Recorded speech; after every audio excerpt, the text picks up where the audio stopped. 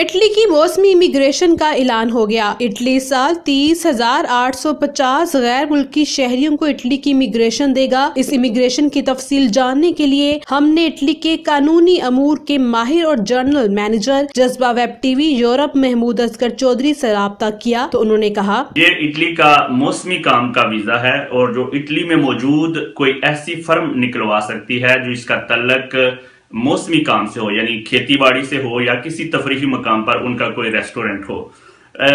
ये इस कॉन्ट्रैक्ट में गैर मुल्की जो है वो महदूद मुद्दत के लिए इटली आता है, यानी 6 माह से लेकर 9 माह तक। पाकिस्तान के साथ भी इटली का मादा है, इसलिए पाकिस्तान से भी मजदूर इटली में इस सिलसिले में आ सकते हैं और इमिग्रेशन ले सकते हैं।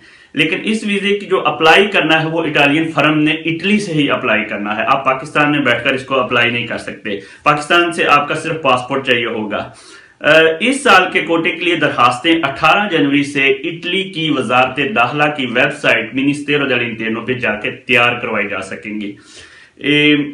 अलबत्ता जो लोग इटली में स्टडी वीजे पर मौजूद हैं, ऐसे तालिब इल्म, वो अगर चाहें और उनको कोई इटालियन फर्म काम मुहैया करे तो वो अपनी वीजे को चेंज करवा सकते हैं इटली की नॉर्मल सोजोर्नो में। सबसे अहम बात जो बताने वाली है वो ये है कि ये ओपन इमिग्रेशन नहीं है, यानी जो लोग इटली में या यूरोप में गैर कानूनी तौर पर मौजूद हैं वो इस इमिग्रेशन से इस्तेफादा हासिल नहीं कर सकते।